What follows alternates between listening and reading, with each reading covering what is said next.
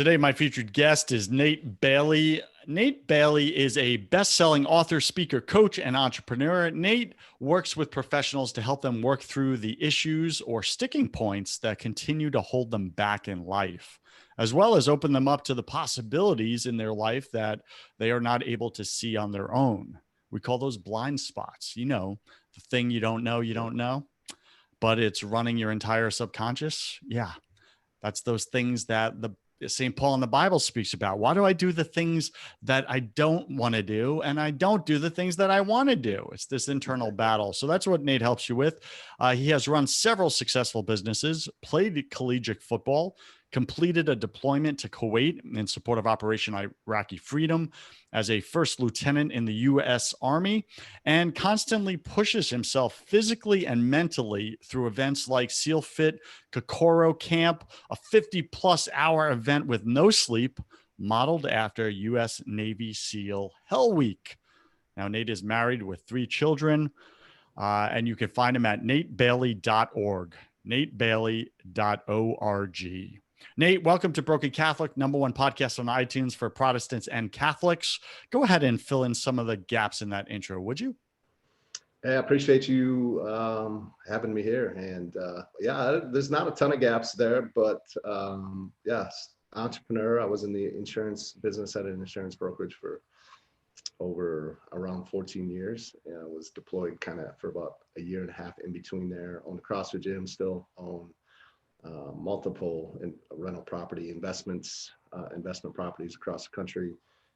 But what I really do full time and have for the past 3 years now, sold my agency back in February of 18, so just about 3 full years here, to do what I do today, which is work with entrepreneurs and business owners and help them to lead the life that they truly feel like, kind of what you said, right? We all have the idea of the life that we want to live, and sometimes it's hard to get us to get there on our own, or to do the things we know we should. And so I guess that's my job as a coach, to help them to do that. That's awesome, brother. Before we get into your story, take a minute and share something personal about you that very few people in your business life actually know. Oh man. Well, like a fun fact or what? Sure. Embarrassing, humiliating.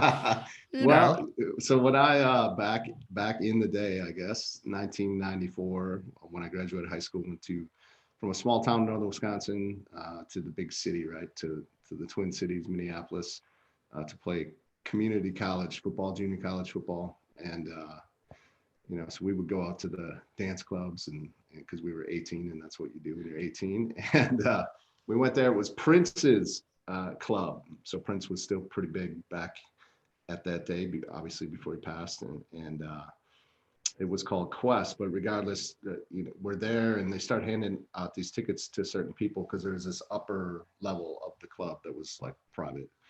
And Prince was shooting a video that night. So it was like 2 or 3 of my roommates went up there, and I guess we're a part of a Prince video. So I could say I was in a Prince video. So that's a fun little fact about me that not many people know. So that's pretty awesome, dude. Yeah, it was pretty cool. It was pretty crazy. Yeah, I know. I probably would be putting that out there in the world more, but that's just me.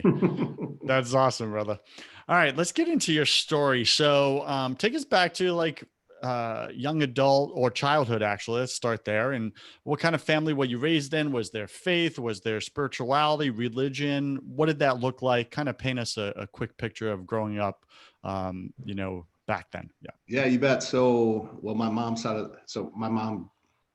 divorced like before I even knew who my dad was, right? So maybe a year and a half old, somewhere in there. And my biological father was just not a part of my life at all. So we lived with my grandparents, my mom's parents, and then she's got 2 brothers. And so my grandfather, my grandmother, my grandfather was really kind of that father figure for me, someone that I really looked up to, extremely high character, high integrity, morals, values.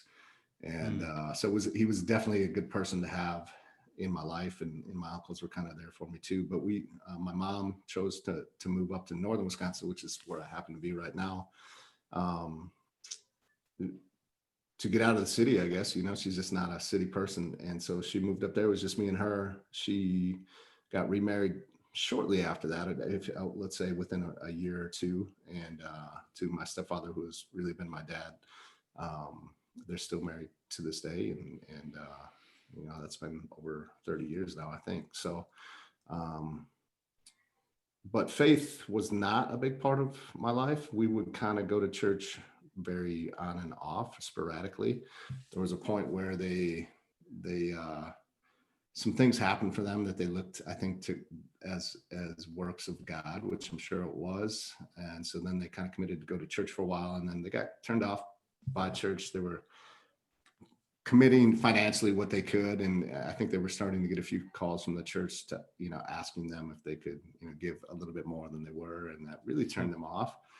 And I guess I could kind of see it from the church's standpoint. Being in a very small town, very hard to make it, and so, but regardless, it wasn't really a conversation in our life. I would say that my family was like, from a moral or value standpoint, was very, very strong, right? Mm-hmm. Right. We had dinner together at the table every night at like 5 or 5:30, and you were expected to be there, and it was an important part of our life. And but yeah, as far as God being a part of that or part of the conversation, not very much. So it's that really did affect me and my path and my journey, of course. So I've been kind of left to figure it out on my own, right? And so it's been an interesting one for me. My wife, thankfully, is it was much more of a part of her. She was raised Catholic, and we've been married now for 19 years, going on 20 in September of this year. She went to Catholic school for a time. We got married in the Catholic church, and we did leave the Catholic church, and we go to, I guess what you'd say, a little bit more of a mega non-denominational Christian church in Rochester, but faith was much more a part of her life, and so I've looked to her to help me in my journey as well. So got it. Thank you for painting us a pretty clear picture. Yeah. Now, you said God not being part of your childhood definitely affected you. Can you tell us more about that? How'd that show up? Yeah, I think, well, I mean, definitely made some decisions that not proud of, that, but I would, yeah, it would be hard to argue that if God wasn't a part of my life, that could have guided me a little bit differently. But I guess more so what I was really saying is just, I didn't have that background. I went to Sunday school on and off at the times that we would go. So I had a little bit, I was kind of familiar with some of the stories in the Bible, but as far as a journey, I didn't really have anyone that stepped into my life and that spiritual mentor. And I probably wasn't really looking for it. And so really recently, within the last 5 years of my life. But yeah, so I didn't really know. I didn't have someone really talking to me about the importance of it. I think I would see it. I think I always kind of believed, right? But then again, I had questions too, and wasn't really, I guess I would say that I didn't have that conviction of that I've seen in some that are like, man, yeah, it's like, this is for real. Christ is my Lord and Savior. And there's just no doubt. I've always looked at people that have that conviction, and kind of, I've looked up to that. I've kind of wanted that, right? And but not knowing how to get it. So I guess that's kind of what I mean when I say that. That could be frustrating, right? Seeing something that you want, but don't knowing the steps to attain it or achieve it. Now, why, if we fast forwarded all the way to, you said about 5 years ago, that shifted for you, and now that's become more of a priority in your life, just growing spiritually. A little bit about you, though, BC Nation, like Nate he's a badass when it comes to physical events, physical conditioning of his body. He's running 100Ks, 50Ks, triathlons, doing SEAL training type courses, just beating the heck out of his physical self to I guess, to dominate and master and discipline his physical person. However, we know we're body, mind, and spirit. And on my business show, I get to speak with a lot of guests that have dominated their mental game, really just growing and learning, business guys, strategists, all this stuff. And they've achieved great successes at that. However, we're a third part, right? We're spiritual beings. And so often I see that's the least priority to most of us. It's the thing we work on the least or the last in our lives. Has that been the case for you? I'm just curious. And if so, why and what has changed? Yes, I would say it's been the case for me. Again, recently, it's just like, when I said I'm still not that person with that conviction that I talked about. But I have been searching more, and I definitely know that, as you are kind of talking about some of the things I've done physically, right? Like, what would it look like? What's the question for me is, what would it look like if I did pour myself into um, finding more out about that and my journey with God? I have in the past 5 years, what happened, I was just in a place where maybe from the outside looking in, it looked like things were going all right, but I was struggling in my relationships, in my marriage, wasn't showing up as a father the way I would really want to. I had multiple businesses going on at the CrossFit gym, the investment properties, the insurance brokerage, but I wasn't, just like stretched too thin, right? Not really crushing it in any one of them. Mm. Was significantly overweight at the time, and just got to a point where I was like, man, I just, this isn't working, and I don't know what to do. And so that's what led me down the path that I'm on today inside of the coaching world is, I invested in myself. I didn't really know that world existed. And it was through investing in that and surrounding myself with some other folks that were on a similar journey, where, I have a group of men that we've been on a journey together on and off over the last 5 years of staying connected, doing some Bible study, reading some books, and through like a messaging app, we would stay connected and talk about it and share things that are going on in our life. Been to a few marriage retreats with my wife, probably 3 or 4 over the last 5 years, that were all Christian based. A few through our church that they put on, and one other one that was separate from our church. So I've definitely haven't been doing nothing. I've definitely been more intentional inside of that part of my life. I reached out to a friend that's very spiritual and maybe doesn't have it, and but maybe he's lacking in some of the other areas of his life, right? But he's very strong spiritual person, and so I definitely looked at him and reached out to him, and so we have conversations, so that I can continue down that path and that journey. We're part of a small group very recently, which COVID definitely affected our faith and our journey as a family too, which is interesting. I don't know how much you've had a conversation on podcasts with that, but very connected. And then church is shut down, and it's been interesting to see how that's affected my journey, our family's journey. Trying to stay connected, but not being the same, especially with our small group. We were meeting together in person, tried to do it through the Zoom, and I really I don't know, it just wasn't working for me. So I've disconnected from that. My wife has stayed plugged into it. So yeah, I don't know. I kind of forget where I was going with this, but That's good. Yeah. So how long have you been disconnected from that faith community? The small group that we had. Yeah. Or just church in general, or? Well, really probably since the church is shut down. So About 9 months. Yeah. I would say so. It's not completely severed, but yeah. Past 9 months. Thank you for being real I read about some that. books but I really need, I keep saying this to myself, right? But I think it's a question too of like, where do you start? But I think that can be an excuse too, right? I mean, because many times the answer is just to start somewhere and pick it and figure it out. If you were to start something, just pick something and take an action, what would be the action you would take? I would really like to get more into the word of the actual Bible. Yeah. And, I've read a few, I'm reading one right now called Seal of God, right? So interesting stories. I seem to be searching out stories of people that have been down a similar path and figured it out for them. And this is kind of that similar story of again, I have some connections to some SEALs. I have them on my podcast. I went through SEAL Fit, right? So I was in the military. So I really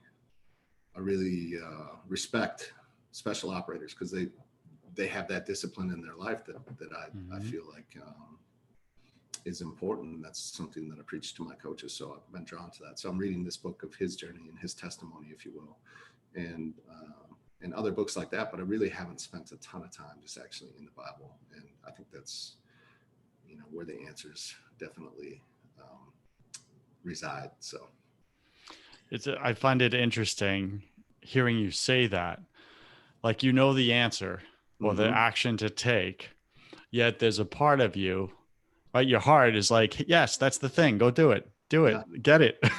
And then our head, right? Our brain muddles everything and just blocks it. Like you said, really just excuses. Yeah. Like what's the secret fear possibly that you have of taking that action? Yeah, that's a good one. I think I kind of asked myself that too, and I'll just be honest and answer what it probably is to me in my head. It's I really can respect people that are just very open about their faith, and I think there's probably something there of taking that stand, and it's I realize like how crazy or stupid or dumb it probably really is, but just the fact to really fully own it and go all in. And maybe there's some things there where it feels like, well, I can't continue to do this or this. Not that any one of whatever those this and this would be all that big and crazy, but I guess it's a way of, if I was really to go all in, maybe it's a feeling of having to be perfect, which I know isn't, and giving up certain things that maybe you do now that you feel like wouldn't be very Christ-like. It's also, I guess, more so what I was getting to though, as well as the fact that I respect people that are very open about it and not being at that place where I feel like, I guess it's kind of what would other people think, right? Does that make sense? It does. Yeah, I think you said that very genuinely and transparently. And BC Nation, as you're listening right now, maybe there's something that Nate just said that you really resonate. Maybe your heart knows exactly the action you could take, you secretly want to take, but you don't take. And then what happens? Like guilt starts to creep in. I really should do that. Sometimes the guilt, when it stacks, it turns to shame or, some other strong emotions. And then it really just builds like this wall between you and that very thing that could give you that freedom or take you to that next level. Yeah, the other thing that comes to mind too is, and I've talked about this maybe with just a few people, maybe, but there's the stereotypical Christian man that I don't resonate with. Like, what does he look like? Yeah, maybe this is gonna be this. Say it. We all know it. Like, say it. It's like it's the non. In my mind, it's this doesn't mean that it's true, but it's the non-manly man. It's the guy that's like super pure. And then there's always questions of like, is this guy really this guy, or is he like? And then putting on that front and that face in church. And who am I to say that he is or not? I would tend to say that he probably is a little bit more that way. But it's just like, yeah, so I'm okay. So I'm into sports. I was in the military. I just I don't know. It's just when I'm around those folks that have that conviction and that faith, it's not that they're bad people, they're great people. It's just that I don't necessarily have a lot in common with them, I guess, in a way. And so it's like, you feel like you don't fit in. I completely get that. And I think you're speaking on behalf of a lot of guys listening right now that are manly dudes, very masculine, right? Not this lie of the enemy, toxic masculinity, which isn't even a Yeah, thing that exists, right. but like masculine guys that, watch guy movies, do guy things, like physically master their self, right? Their bodies condition themselves, etc. Um, and I agree with you. Like that used to frustrate me. I would see a lot of the top Christian influencers occurred as the male Christian influencers occurred as effeminate, Yeah, just a little more soft, yeah, yeah, delicate. My buddy called it daffodils, right? Just and that's not to put them down. It's they just have more. no, That's just how God created them, right? And they're using their gifting to do really amazing, powerful, wonderful things. yeah, That's not the problem. They're not the problem. They're actually stepping into the gap, into the breach, absolutely. and manning the wall. Right. And us masculine guys that occur very just right guys, we're sitting there looking at them and go, oh, they're not my type. Sorry, yeah, I'm not going to go man that wall with you. Meanwhile, the enemy's breaking it in, right? Your kids are at risk. Their kids are at risk. And we use this as an excuse because, and I'm not calling you out, I'm saying this is a common theme, right? No, I can definitely see that. Yeah, I Yeah, mean, yeah, I've done this myself. And it's like eventually we just have to ask ourselves the question, am I in, like, or am I all out? yeah. Because the I'm worst thing is definitely to be in the middle, personally, right? I'm like straddling that line, right? So But it's I it's it, know it's not, yeah, it's it's worse. It's worse than just choosing one or the other. isn't it? Yeah, Jesus says, right? He spits out the lukewarm. He said, choose a side. Like he tells us to choose a side. And for all us men out there, and women included, so many of us, and I think if we had to do an 80-20 rule, 80% of the Christian male world is walking that thin line of lukewarm and not yeah, choosing a side. And we have 50,000 different reasons why. yeah, You mentioned maybe one or two of them, right? Oh, I don't really resonate with those pastor types. yeah, Okay. But at the end of the day, it's like God's looking at us and he's saying, you're my son. I've adopted you in. I've given you my authority over this world. What are you doing with it? hmm, It's one thing to dominate your physical self. That's fantastic. It's good. And I'm speaking to myself here, right? As I'm saying that. And it's another thing to dominate your mental self, right? And to win in business, crush it, kill it, etc. But it's entirely critical, like mission critical, that we dominate our spiritual self because the spiritual part of us is the only thing that lives on eternally. And we're putting all our focus on the two things that are going to die away and be worm food. quickly, right? Yeah.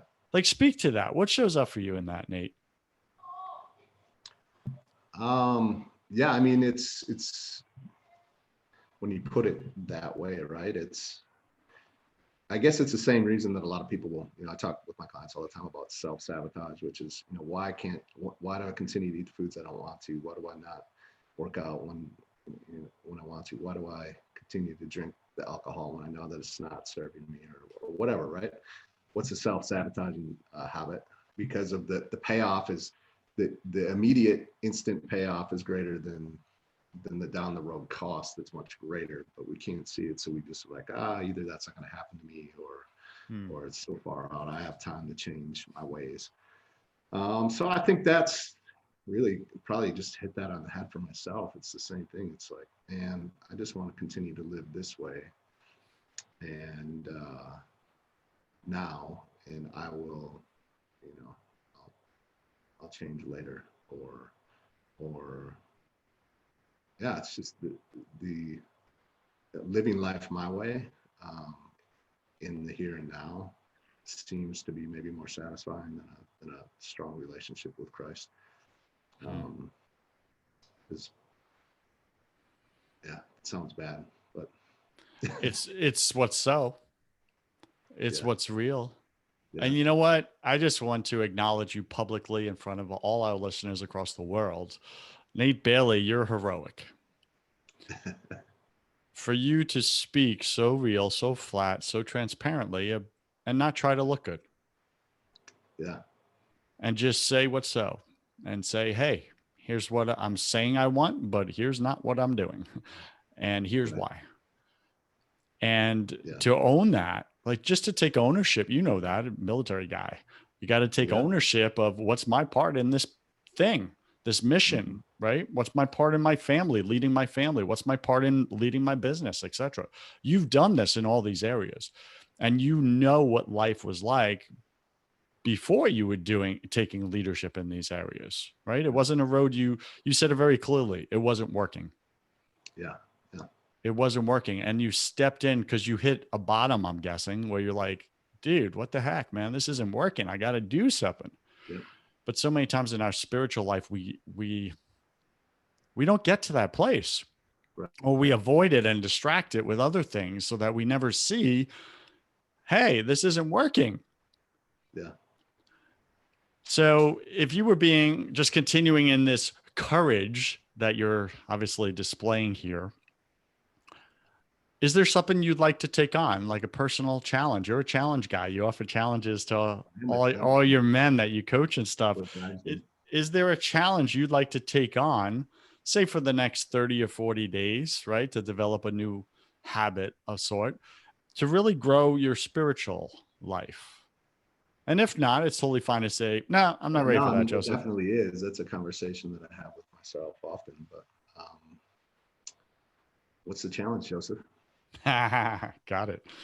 We can speak offline about it if you like. But Yeah. yeah, this is what I get to do, right? You do Yeah. like physical boot camps with men. I do spiritual boot camps with men, like and women Ah, too, right? So it's pretty we cool should that join forces. what's that? So we should join forces. That'd be a good combo.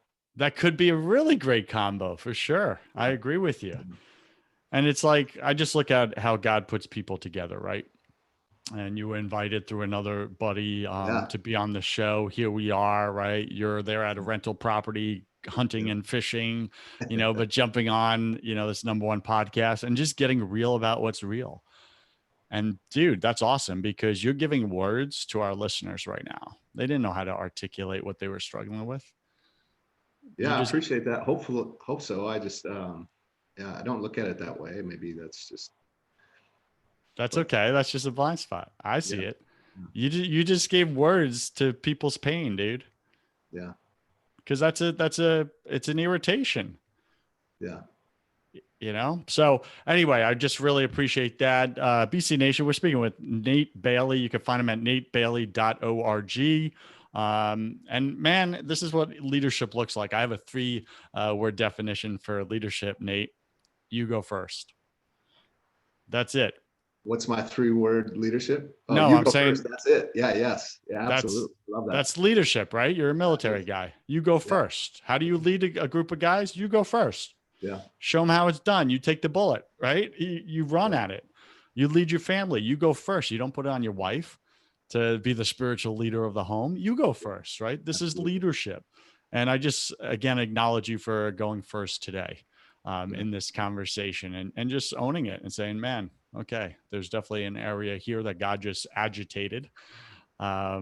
through our conversation. And dude, what a gift. Yeah. What a gift. What a blessing, man. That's how you know You you're can loved. recognize the gift while you're in it, right? To take advantage of it. So cool. So I'll give you a small little challenge, not to leave you hanging there. Your heart already knew. So to put yourself in the word, I challenge you for the next 40 days, 40 days. That's the biblical number of testing. Like if Yeah. you want real relationship with God, that's how God tests. Yeah. Are you here just to get something, or do you actually want relationship with me? Right? That's the thing. I had to go through it too. But I challenge you, a very small challenge. Read 5 minutes in the Word every morning for the next 40 days, and you could pick what day you start that. But 40 consecutive days in a row, No reasons, no excuses. You just block out the time. Nothing gets around that time. Like you actually put God first for 5 minutes. Is that something you'd be willing to take Yeah, on? absolutely. Yeah, I look forward to that. Yeah. Yeah, That's so awesome, man. yeah, BC Nation, sometimes we just need to be challenged by someone else yeah. to do the very thing our heart knew we wanted to do anyway. Yeah, absolutely. Isn't that cool, Nate? I love it. And I have guys and gals challenging me often, the same thing. Yeah. And I put myself in that position. But BC Nation, what Nate did, and he didn't ask directly, but that was hey, this area of my life not really working as best as I want it to be. I need help. I don't really have a guy or a gal to really coach me in this area. And it's like, as men, we don't ask for help. We just Right. stay in the pain. It's absolutely absurd. And then we Mhm. watch other men do it and we're like, dude, what are you doing? Just ask for help. I want to help you, bro. I'm your bro. And they're like, yeah, Yeah. what about you? It's so interesting.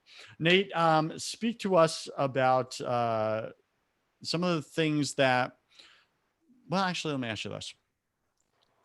Your challenges to other men. What have you seen has been the biggest, most unanimous problem that men in general have faced or really resisted overcoming in their lives? Yeah, and well, I do actually. I know on my website it looks like I focus on men, but that's because it needs to be updated. But it's kind of where I started when I left my business partner earlier in the year. I do work with men and women, but um, you know, in men and women really aren't that much different from the coaching that I've done with them over the last 3.5 years. But men in general, for sure, like you said, you touched on it already, right? They have a hard time asking for help. There's a lot of posturing Posturing. Yeah. as well, which is, probably when I look back at myself, I always try to speak for myself versus others. Um, Same thing with my journey or lack of a journey with God is a big piece of posture. Is probably inside of that, and there's a big piece of remembering seeing yourself like I did myself as the 20-year-old fit, best shape of my life football player with everything going right. And it's 20 years later and I'm not even close to that person, but yet for some reason I still choose to see myself that way, right? So sometimes thinking you got it all figured out, or that if you had to go and ask somebody that's a weakness. And so many things that get in the way. And then there's just a lot of times just a lack of, you're doing the best that you can, and that can be frustrating because it's not good enough to get you where you want to go. Because like you said in the very beginning, just a lot of things with the blind spots. There's a lot of things we don't know that we don't know. We don't realize it, and but again, I think that goes hand in hand with men and women, but yeah, probably more so specifically with men than anything. Yeah. Um, yeah. Would you also agree that sometimes we stay at this same place in our life? We just kind of plateau, but we're still putting in the effort, but maybe we're using the wrong strategies. We're using strategies that don't actually work. But so what do? Well, it's not working. So let me apply more force or let me just work more hours. But meanwhile, we're using broken strategies. Would you agree with that? Yeah, a ton. I talk a lot about that inside of the physical piece because, again, 100-mile runs or 52-hour events, I choose those because of what it does for me in all other areas of life. Like to be successful in that area, to drive my body, to push it, continue to push it, to see what I'm capable of. There is a work that's required for that. You can't there's no substitute for the miles, right? If you're going to run 100 miles, but you haven't trained, you're not going to make it. You're not going to do it. So how can I do that? How can that drive and fuel my body to have the energy and the focus to be with my family the way they deserve me to be and that I want to be? And how can I also still be inside of my business to grow and fulfill at the level that I want to? So the physical piece of that really does drive that for me. And if, but like less is often more, right? I've seen many just think that, all right, if this works, then if I do a little bit more the next time, then it must work even better. And I think we just want to make things complex when the key is really in the simplicity of doing things that need to be done correctly and efficiently with the time that we have to get where we want to go. Often we can accomplish way more with much less than we think. I agree with you completely. And BC Nation, I would say it this way, right? Just to piggyback on what you're saying, Nate, is that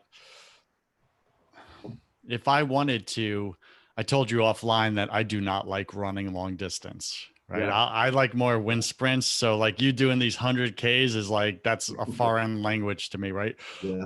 But if I wanted to do that, say I was overweight physically and I wanted to do something extreme, would I go and try to figure it all out myself, how to run 100K? Or would I go to a guy like you that I'm connected with who's already done it successfully many times over and say, dude, what are your winning strategies? Give Mm-hmm. me those. I'd Yeah. be willing to pay you for them if I really wanted it bad enough, right? To me, that's the better play. And I think it's the same in the spiritual space Yeah. as Absolutely. well, right? There are spiritual strategies that work, Yeah. and then there's ones that don't. Right. Right. And it just takes a whole lot of work, and guys tap out because they're not using the right strategies. This is what I teach people is here's the right strategies I've used successfully. All my clients use successfully. And here it gets you that result. And it's not Yeah. as hard as you think. Right. Yeah. Right. Well, I mean, it goes, just to the challenge that you gave to me, right? 5 days every morning for 40 days in the Bible. Like 5 minutes. most Yep. people would want to just pour themselves, like go all in, which is, I think a lot of us will do that. We'll thrust ourselves all the way in. Like you want to lose weight, so you get rid of everything in your house and you just totally go all in, but it's just way too much and it doesn't last.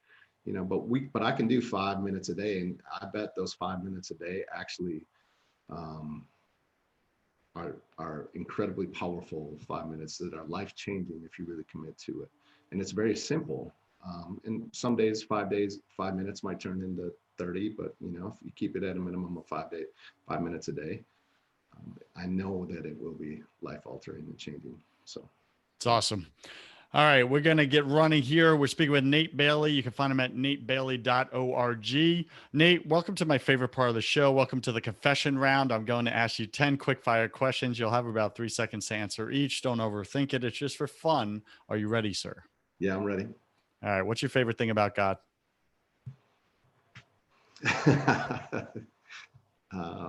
Wow. Um, that he's his grace. His grace. Yeah, I get that. What's your least favorite thing about God? Uh, Probably a lot of misunderstanding. Yeah. What are you most afraid of? Hmm. Um, I have 3 kids, 12, 10, and 8. Uh, missing out on the time that I have with them before they go out on their own. Yeah, I get that. I believe we're all struggling with something at any given moment of our life. It's just part of being human. What are you currently struggling with right now, either professionally or personally? Yeah, well, I, I made the move in May, I think it was, to go completely to leave my business partner and start a fresh business 100% of my own inside of the coaching world. And so it's just it's constantly there of growing that, providing for my family through some extremely difficult times. Had you know the pandemic was headed your way, would you have made that move and jumped still? I mean, we Just were curious. in we were in the middle of it. Right. Yeah, Okay. There you go. Had you known it lasts this long, though, right? yeah, and yeah, exactly. Yeah. Yeah. Got it. What did you spend way too much time doing this past year?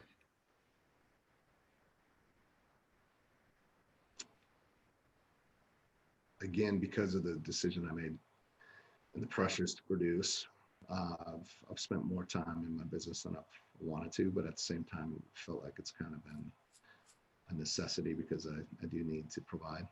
Mm-hmm. So it's a battle there. It can be. What do you wish you had learned sooner about God?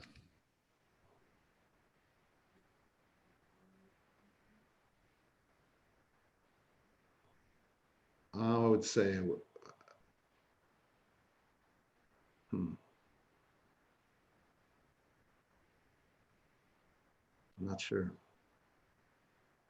Would have to do, I guess what's rolling around my head is just, I suppose I wish I would have had somebody to step into my life to help me get some answers that I'm still dealing with today. Maybe someone stepped in to get to know him much earlier in life. But at the same time, I feel like, I don't know, sometimes maybe there's a reason that it all happens the way it happens. Maybe now's your time. Yeah. What's a new habit you want to create in your life? The one that we've talked about. Getting into the Word? Really getting into the Word on a daily basis. Well, look at that. God just gave you the challenge right here live on the show. Got what you wanted. What's a bad habit you want to break, sir?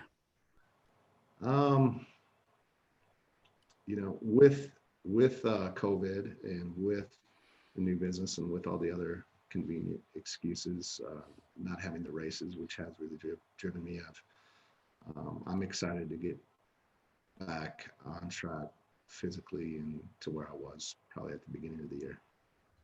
Yeah, get that. Pick 3 words to describe who you are now.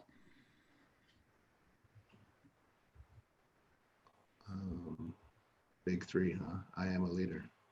I am a leader. I love it. Pick 3 words to describe who you were before. Typically I say before you experienced God in your life in a real relationship.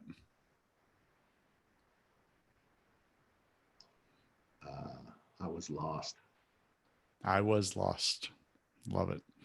And last question, if you could come back to life after you died, look your family and friends, your wife, your kids in the eye, give them only one piece of advice about everything, what would you say to them?